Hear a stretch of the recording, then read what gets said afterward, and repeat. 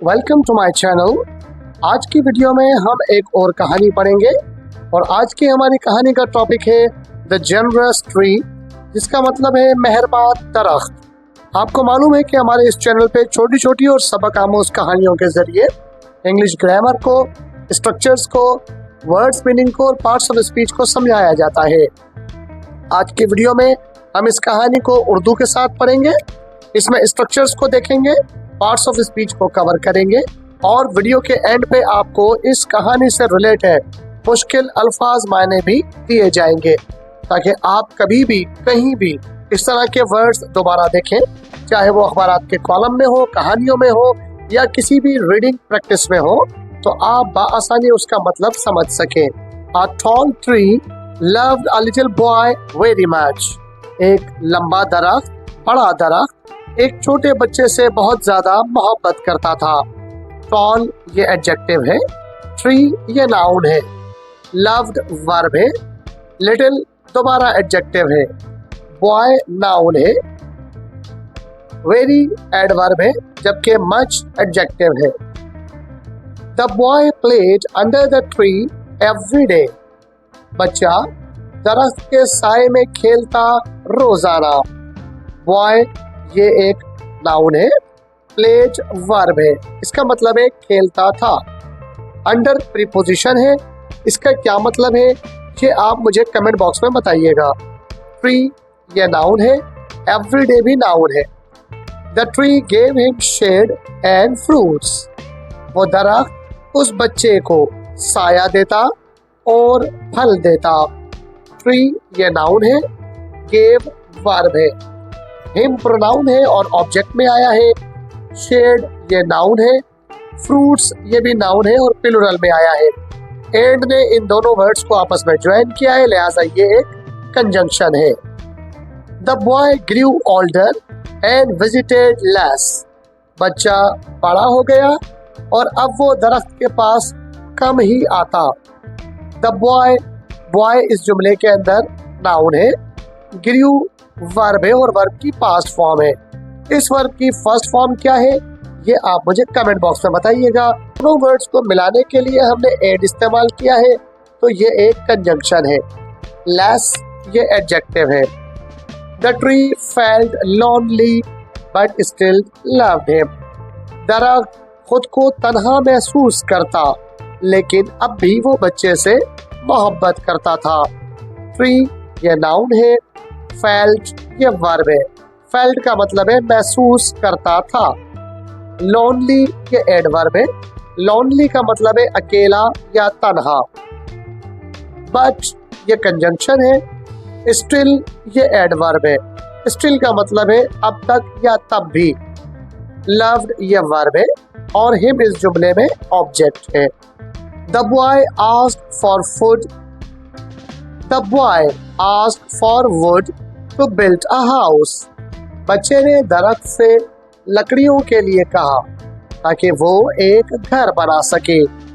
Boy ये noun है, ask verb है, यहाँ पर आस्क का मतलब है कहा। फॉर प्रीपोजिशन है, वुड नाउन है, टू प्रीपोजिशन है और बिल्ट ये वर्ब है। लेकिन जब हम टू बिल्ड लगा देते हैं यानी वर्ब से पहले कोई प्रीपोजिशन लगा देते हैं तो वो बन जाता है इन्फिनेटिव, तो फिर वो नाउन बन जाता है। तो अब टू बिल्ड इन्फिनेटिव बन गया है, जिसका मतलब है तामीर करना, लेकिन ये एक इन्फिनेटिव है। हाउस ये एक नाउन है। बच्चे ने दरख्त से कहा लकड़ियों के लिए ताकि वो एक घर तामीर कर सके। The tree gave it's branches happily. दरख्त ने अपनी टहनियाँ उसे बखुशी दे दी। ट्री ये नाउन है, गेव वर्ब है और वर्ब की पास्ट फॉर्म है। इट्स प्रोनाउन है, ब्रांचेस ये नाउन है और नाउन में प्लूरल में है। ब्रांचेस का मतलब है टहनियाँ या शाखें। हैप्पीली ये एडवर्ब है, हैप्पीली का मतलब है खुशी खुशी या खुशी से। Later the boy wanted money to travel.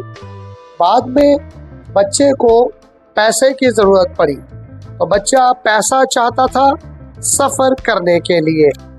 Letter ये एडवर्ब है, बॉय ये नाउन है, वांटेड ये वर्ब है। वांटेड का मतलब है चाहता था। मनी ये नाउन है जिसका मतलब है पैसा। टू ट्रेवल इसका मतलब है सफर करने के लिए। टू ट्रेवल दोबारा वर्ब से पहले टू आ गया है, लिहाजा ये एक इन्फिनेटिव है। The tree gave its fruits to sell. दरख्त ने अपने फल उसे दिए बेचने के लिए। ट्री ये नाउन है, गेव वर्ब है। गेव का मतलब है दिए। इट्स प्रोनाउन है। फ्रूट्स ये एक नाउन है। फ्रूट्स का मतलब है फल, लेकिन ये जमा में है। टू सेल बेचने के लिए। टू प्रीपोजिशन है, सेल वर्ब है, लेकिन अगर हम इसे देखें तो ये वर्ब से पहले टू आया है, लिहाजा ये इन्फिनेटिव है। The boy grew old and came back tired. बच्चा बूढ़ा हो गया और बिलाखिर थक हार कर वापस आ गया। बॉय ये नाउन है, ग्रू ये वर्ब है कि फर्स्ट फॉर्म है ग्रो। ग्रो का मतलब है होना। ओल्ड ये एक एडजेक्टिव है, इसका मतलब है बूढ़ा। एंड कंजंक्शन है। केम ये वर्ब है, इसका मतलब है आया, इसकी फर्स्ट फॉर्म है कम। बैक वापस आने की मीनिंग में है, वैसे ये यहाँ पर प्रीपोजिशन है। टायर्ड ये एडजेक्टिव है। टायर्ड का मतलब है थक हार कर या थका हारा। The tree had only a stump left. दरख्त के पास सिर्फ छोटा सा हिस्सा ही बाकी था। ट्री ये एक नाउन है, हैड हेल्पिंग वर्ब है। ओनली एडवर्ब है। स्टम्प ये नाउन है, इसका मतलब है टहनी या दरख्त का हिस्सा। लेफ्ट ये वर्ब है, इसका मतलब है बाकी या बकाया। The boy rested on it. बच्चा जो कि बूढ़ा हो चुका था, उसने उसी पर आराम किया। बॉय ये नाउन है, रेस्टेड वर्ब है। ऑन प्रीपोजिशन है, इट प्रोनाउन है। हैप्पीली ये एडवर्ब है। हैप्पीली का मतलब है खुशी से, जबकि रेस्टेड का मतलब है आराम किया। The tree was glad to help again. दरख्त खुश था दोबारा मदद करके। ट्री ये एक नाउन है, वॉज हेल्पिंग वर्ब है। ग्लैड वर्ब है, इसका मतलब है खुश था या खुश हुआ। टू हेल्प ये इन्फिनेटिव है जिसमें टू प्रीपोजिशन है। हेल्प वर्ब है, इसका मतलब है मदद करने पर। अगेन ये एडवर्ब है, इसका मतलब है दोबारा। True love always gives without expecting. सच्ची मोहब्बत हमेशा दूसरों से कुछ लेने के या कुछ वापस लेने के बदले का सोचे बगैर काम आना होती है। ट्रू सच्ची ये एडजेक्टिव है। लव ये नाउन है। ऑलवेज एडवर्ब है। गिव्स ये वर्ब है, इसका मतलब है देती है। विदाउट ये प्रीपोजिशन है, इसका मतलब है के बगैर। एक्सपेक्टिंग ये नाउन है। एक्सपेक्टिंग का मतलब है उम्मीद रखना या किसी से उम्मीद बांध लेना। The boy and tree shared a life long bond. बच्चे और दरख्त ने एक बहुत अरसे तक लाइफ लॉन्ग बॉन्ड को शेयर किया। शेयर का मतलब है साथ रहे और लाइफ लॉन्ग बॉन्ड का मतलब है बहुत अरसे तक। बॉय ये एक नाउन है, एंड कंजंक्शन है। ट्री ये भी एक नाउन है।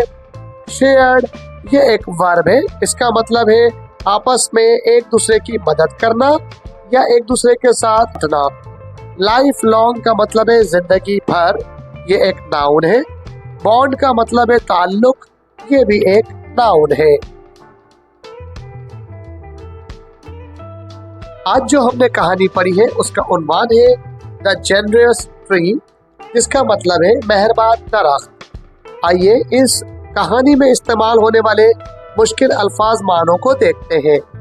इम्पोर्टेंट वर्ड्स मीनिंग: ट्री दरख्त, शेड छांव, फ्रूट फल, ब्रांच शाख, वुड लकड़ी, हाउस घर, मनी पैसे, ट्रेवल सफर करना, स्टम्प खड़का या लकड़ी का टुकड़ा, लव मोहब्बत। आज की वीडियो में जो हमने कहानी पढ़ी है इसमें आपने मुश्किल अल्फाज मायने सीखे हैं। उसके अलावा आपने पार्ट्स ऑफ स्पीच में नाउन, प्रोनाउन, एडजेक्टिव और एडवर्ब भी सीखा है, प्रीपोजिशंस भी सीखा है, कंजंक्शन भी सीखा है। साथ साथ आपने इस कहानी में मुख्तलिफ स्ट्रक्चर्स को भी सीखा है जिसमें प्रेजेंट और पास्ट के जुमले भी थे। घर बैठ के इन तमाम चीज़ों की प्रैक्टिस कीजिए ताकि ये तमाम चीज़ें आपको सही तरह से जहन नशीन हो जाए और आपको कोई प्रॉब्लम ना हो। वीडियो में जो मैंने बीच बीच में वर्ड्स छोड़े थे और कहा था कि आप इन जुमलों की मीनिंग कमेंट बॉक्स में बताइएगा, कोशिश कीजिए उन वर्ड्स की मीनिंग आपको आती हो तो आप कमेंट बॉक्स में बताइए।